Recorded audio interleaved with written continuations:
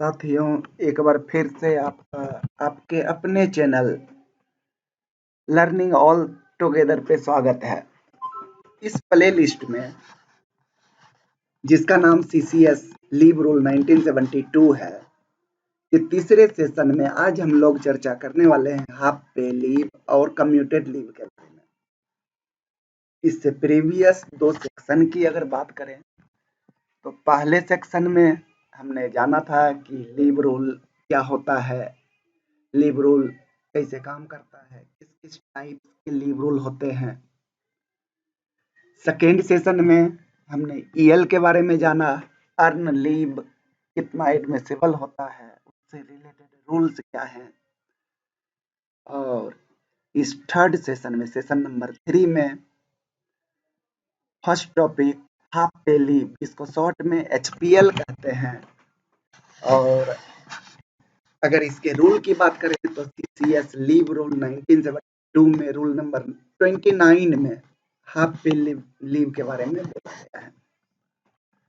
Half pay leave एक ऐसा leave होता है जिस लीव में लीव के दौरान हमें हाफ पेमेंट होता है।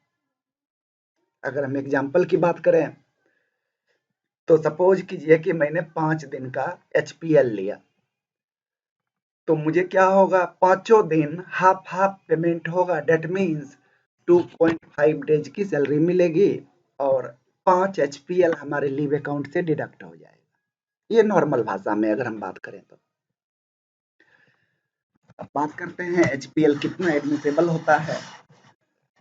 तो नॉन वेकेशनल डिपार्टमेंट के जो एम्प्लॉई हैं उनके लिए HPL हर एक हाफ ईयर में, पूरे ईयर के 2 ब्लॉक हुए, first 6 month and another 6 month. तो 1 जनवरी या फिर 1 जुलाई को 10-10 HPL अकाउंट में क्रेडिट हो जाएंगे। That means total HPL in a year will be 20। Total HPL कितने मिलते हैं तो इसे हम कहेंगे 20 HPL बोलेंगे। पूरे साल में अगर हम बात करें तो एक एम्प्लॉई को 30 डेज का EL और 20 दिन का HPL मिलता है। नेक्स्ट पेज पे हम लोग चलते हैं।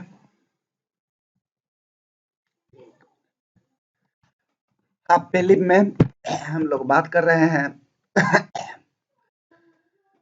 The leave shall be credited to the said leave account at the rate of 5/3 days for each completed calendar month of service which he is likely to render in the half year of the calendar year in which he is appointed।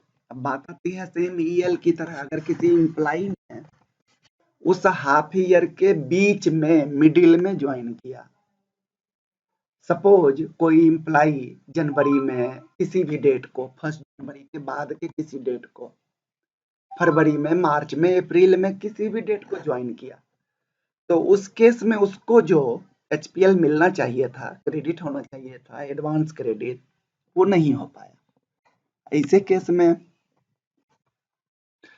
पर completed month, जितने month उस employee ने complete किया, whole month की बात हो रही है, 1 to 31 और 30th, जितना कंप्लीटेड मंथ होगा उस हर एक कंप्लीटेड मंथ में 5/3 days for each completed month HPL credit हो जाएगा। मान लीजिए फॉर एग्जांपल किसी एक एम्प्लॉई ने 20th मार्च को अपॉइंटमेंट लिया, ज्वाइन किया कोई डिपार्टमेंट, तो उसका कंप्लीटेड मंथ कौन कौन सा हो गया। मार्च में 20 को ज्वाइन किया, डेट मीन्स मार्च को काउंट नहीं करेंगे। अप्रैल, मई और जून 3 महीना, इसको हम मल्टीप्लाई करेंगे, 3 multiplied by 5/3, so 3 cancel, total HPL credited will be 5। उस हाफ मंथ के लिए, हाफ ईयर के लिए, जो जनवरी से जून का था, के लिए 5 HPL उस एम्प्लॉई के अकाउंट में क्रेडिट हो जाएगा। Next, The credit for the half year in which a government servant is due to retire or resigns from the service shall be allowed at the rate of 5/3 days per completed calendar month to the date of retirement or resignation. Same ऐसा ही अगर कोई employee appointment के साथ साथ मान लीजिए कि same ही case होता है रेजिग्नेशन या रिटायरमेंट के केस में। रिटायर तो एम्प्लाई किसी भी मंथ में हो सकता है, तो उस स्पेसिफिक हाफ ईयर के लिए जितना मंथ कंप्लीटेड होगा मल्टीप्लाइड बाय 5/3 उतना दिन का एचपीएल अकाउंट में क्रेडिट होगा। नेक्स्ट, अगर कोई एम्प्लाई रिमूव या डिसमिस होता है सर्विस से, तो यहाँ पे एक टर्म आया कि 5/3 days पर completed calendar month up to the end of the calendar month preceding the calendar month in which he is removed or dismissed। उससे एक महीना पहले तक के completed calendar month का ही HPL काउंटिंग होगा, कैलकुलेशन होगा हर completed month के लिए 5/3। अगर इसमें किसी को भी कंफ्यूजन हो तो आप कमेंट में अपना क्वेश्चन कमेंट कर सकते हैं। मैं ट्राई करूंगा कि आपके हर एक कमेंट का प्रॉपर सॉल्यूशन अपने बेस्ट ऑफ द लेवल से दे सको। अगले पेज पे चलते हैं। When a government servant dies while in service, अब एक और केस बनता है। अभी तक हमने क्या क्या केस देखा कि उस केस में एचपीएल कैसे कैलकुलेट होगा जब कोई एम्प्लाई ज्वाइन करता है। दूसरा केस हमने देखा कि अगर कोई एम्प्लाई रिटायरमेंट होता है या रिजाइन कर देता है। तीसरा केस हमने देखा अगर कोई एम्प्लाई डिसमिस कर दिया जाता है सर्विस से, टर्मिनेट कर दिया जाता है, उस केस में प्रीसीडिंग मंथ तक कैलकुलेट होता है। और अभी का केस आता है कि अगर किसी एम्प्लाई की डेथ हो जाती है किसी भी डेट में, उस हाफ ईयर के किसी भी डेट में डेथ हो जाती है, तो ऐसे केस में 5/3 के हिसाब से पर completed month HPL credit calculate करके क्रेडिट किया जाएगा। और कहां तक, तो service up to the date of government servant, उस डेट तक जितने भी मंथ कंप्लीट हुए वहां तक कैलकुलेट किया जाएगा। नेक्स्ट है where a period of absence or suspension of a government servant has been treated as dies known in a half year। अगर कोई एम्प्लाई अनऑथोराइज एब्सेंस हो जाता है सस्पेंशन के दौरान, जो पीरियड डाइज नोन होता है, the credit to be afforded to his half pay leave account at the commencement of next half year shall be reduced by 1/18 of the period of dies known subject to a maximum of 10 days। अब सीधी सी बात है कि किसी भी employee को पूरे year में 20 HPL मिलता है, एक हाफ ईयर में 10 एचपीएल एडवांस क्रेडिट होता है। लेकिन अब अगर किसी एम्प्लाई ने क्या किया, एब्सेंस हो गया या सस्पेंशन हो गया, डाइजनोन हो गया कुछ पीरियड, तो जितना पीरियड डाइजनोन हुआ उसका एडवांस क्रेडिट ऑलरेडी हो चुका है। सो उस डाइजनोन पीरियड को 1/18 से कैलकुलेट करके उतने एचपीएल अगला जो क्रेडिट होगा ना, नेक्स्ट हाफ ईयर में क्रेडिट होगा, उससे माइनस कर दिया जाएगा subject to condition that maximum of 10 days. क्योंकि 10 ही मिलता है नेक्स्ट हाफ ईयर के लिए, तो मैक्सिमम 10 तक माइनस करके अगले हाफ में क्रेडिट किया जाएगा। Next topic, a government servant who is eligible for departmental leave under Rule 49 shall be entitled to half pay leave of 20 days on completion of 12 months of actual duty। ये क्या कह रहा है कि government servant who is eligible for departmental leave under Rule 49 shall be entitled to half pay leave of 20 days on completion of 12 month of actual duty. So departmental leave जिनको मिलता है उस केस में क्या कर रहा है कि 12 मंथ जब कंप्लीट हो जाएगा तभी एचपीएल क्रेडिट होगा। और एक और पॉइंट है, the leave under this rule may be granted on medical certificate और ऑन प्राइवेट अफेयर्स। हम ये लीव जो है एचपीएल पर्सनल रीजन से भी ले सकते हैं और मेडिकल ग्राउंड पे भी ले सकते हैं। While affording credit of half a leave, fraction of a day shall be rounded off to nearest day। जैसा ईएल में होता था कि जब हम ईएल या एचपीएल क्रेडिट करते हैं, कैलकुलेट करते हैं, तो अगर फ्रैक्शन में कोई पार्ट आ गया तो उसको नेक्स्ट इंटीजर नेक्स्ट डे के बराबर माना जाएगा। फॉर एग्जांपल 4.5, इसको ट्रीट कैसे किया जाएगा, 5 से किया जाएगा। यहाँ तक हमारा एचपीएल था। सो होप कि आप लोग एचपीएल हाफ लीव को अच्छे तरीके से समझ गए होंगे। अब नेक्स्ट जो हमारा आता है date is commuted leave. Commuted leave rule 30 में आता है। एक बार हम लोग फिर से देखें कौन से रूल में कौन सा लीव होता है। इसको अगर हम याद करने की कोशिश करें तो अगर आप लोगों को याद हो, अर्न लीव के लिए रूल नंबर 26, अर्न लीव का कैलकुलेशन रूल नंबर 27,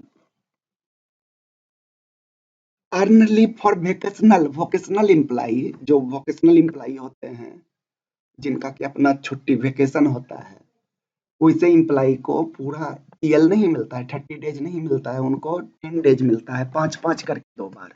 उनके बारे में रूल नंबर 28 में लिखा गया। और रूल नंबर 29 एचपीएल से संबंधित है। रूल नंबर 30 कम्यूटेड लीव, जिसके बारे में अभी हम लोग पढ़ने वाले हैं। तो यहाँ से देखिए कम्यूटेड लीव क्या होता है। Commuted leave not exceeding half the amount of half pay leave. जो अभी हमने 2 तरह का लीव पढ़ा था, दोनों क्या होते हैं, एकमलेटेड होते हैं, हाफ पे लीव और earn leave. Half pay leave में जितने दिन का लीव है उतने दिन आपको आधी सैलरी मिलेगी। अब सपोज कीजिए किसी एम्प्लॉय के पास 5 एचपीएल उसको लेना है, 6 एचपीएल है और उसको 3 दिन की छुट्टी लेनी है। अगर वो 6 दिन की छुट्टी लेता है तो 3 दिन की सैलरी कटेगी। एचपीएल में तो यही है, हाफ पेमेंट ही मिलेगा। तो क्या कोई ऐसा प्रोविजन है कि हम अपने एचपीएल को कम्यूट करा सके, उसको हम पूरी छुट्टी, मेरी सैलरी ना कटे, ऐसा कोई प्रोविजन हो। सो इसी तरह के सामंजस्य को हम कम्यूटेड लीव कहते हैं। कम्यूटेड लीव मतलब एक तरीके के लीव को दूसरे लीव में कम्यूट कर देना, कन्वर्ट कर देना। हम क्या कर सकते हैं, एचपीएल को कम्यूट कर सकते हैं। HPL means half of the leave. तो 2 हाफ लीव को मिला के एक फुल लीव बना सकते हैं। तो यहाँ से देखिए इसको पढ़ते हैं, commuted leave not exceeding half the amount of half leave due may be granted on medical certificate to a government servant. Medical certificate पे दिया जा सकता है कम्यूटेड लीव। आजकल एक और गवर्नमेंट का गाइडलाइंस आया है जिसके अनुसार 3 डेज अगर कम्यूट कराना हो, 6 एचपीएल को 3 डेज में कम्यूट कराना हो तो उसमें मेडिकल सर्टिफिकेट की आवश्यकता नहीं होती है। ये एक चेंज आया है। अदरवाइज अगर कम्यूट कराना हो एचपीएल को तो हमें मेडिकल सर्टिफिकेट के बिहाफ में कम्यूट करा सकते हैं। Next, the authority competent to grant leave is satisfied that there is reasonable prospect of the government servant returning to duty on its expiry। अब इसमें ये कहा जाता है कि जो competent authority हैं, लीव सैंक्शनिंग authority हैं, वो satisfied होना चाहिए कि जो एम्प्लॉई एचपीएल लेके जा रहे हैं, कम्यूटेड करा के जा रहे हैं, उनको वापस फिर ड्यूटी ज्वाइन करना जरूरी है। ये ड्यूटी ज्वाइन करेंगे वापस आके। और यही रीजन है कि लीव प्रिपेटरी टू रिटायरमेंट के समय एचपीएल अलाउ नहीं होता है। अभी नेक्स्ट देखते हैं, when commuted leave is granted twice the amount of such leave shall be debited against the half pay leave due. Suppose कीजिए किसी एम्प्लॉय को 5 दिन की छुट्टी चाहिए, कम्यूट कराना चाहता है, तो उसके एचपीएल अकाउंट से 5 मल्टीप्लाइड बाई 2 दुगुना उसके 2 गुना के बराबर 5 दिन की छुट्टी चाहिए, 5 दिन कम्यूट कराना है तो 10 डेज एचपीएल डिडक्ट हो जाएगा। ये सीधी सी बात है। Next, half pay leave up to a maximum of 180 days may be allowed to be commuted during the entire service. पूरे सर्विस के दौरान without production of medical certificate, बिना मेडिकल सर्टिफिकेट के आप क्या कर सकते हैं, पूरे सर्विस के दौरान 180 एचपीएल को कम्यूट करा सकते हैं। where such leave is utilized for an approved course of, और ये किस केस में, ऐसे तो बोला गया कि मेडिकल सर्टिफिकेट पे आप ले सकते हैं, 180 डेज इस केस में ले सकते हैं। तो अगर आप स्टडी करने के लिए अप्रूव्ड कोर्स का स्टडी करने के लिए जाते हैं पब्लिक इंटरेस्ट में, तो फिर आपको 90 डेज का लीव 180 एचपीएल को कम्यूट आप करा सकते हैं। Next is where a government servant who has been granted commuted leave resigns from service or at his request permitted to retire voluntarily without returning to duty। इससे पिछले page पे हम लोग देखे थे कि जो सैंक्शनिंग अथॉरिटी है उसको सेटिस्फाइड करना पड़ेगा कि जो एम्प्लॉय लीव लेके जा रहा है, कम्यूट करा के जा रहा है, वो फिर वापस ज्वाइन करेगा। लेकिन अगर ऐसा केस नहीं बनता, कम्यूट को ही कराया और उधर जाने के बाद वापस ज्वाइन नहीं करता, रिजाइन कर देता है सर्विस से या रिटायरमेंट के लिए अप्लाई करता है, तो उस केस में the commuted leave shall be treated as half pay leave. तो जितना भी कम्यूट कराया गया था उसको हाफ पे लीव माना जाएगा। And the difference between the leave salary in respect of commuted leave and half pay leave shall be recovered. और उतने ड्यूरेशन का जो कम्यूट के अनुसार सैलरी बनी थी लेकिन उसको माना क्या जाएगा, एचपीएल माना जाएगा। तो जो डिफरेंस होगा, जितना ओवर पेमेंट हुआ था एम्प्लॉय को, वो रिकवर्ड कर लिया जाएगा। Provided that no such recovery shall be made if the retirement is by reason of ill health. लेकिन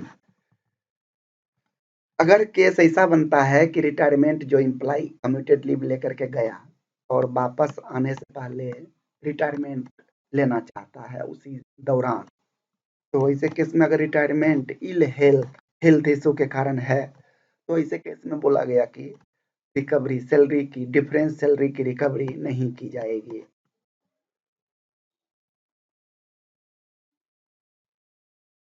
या फिर अगर किसी एम्प्लॉय का डेथ हो जाता है, उस केस में भी डिफरेंस सैलरी की रिकवरी नहीं की जाएगी।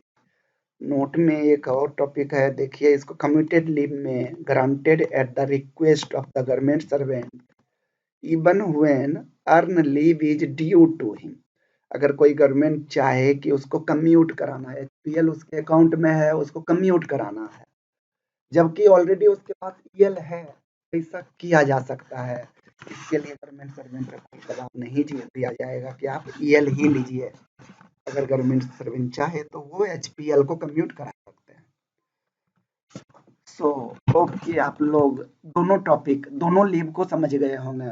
First was HPL half pay leave, और सेकेंड एचपीएल को कन्वर्ट करके कम्यूट हम करा सकते हैं, कम्यूटेड लीव।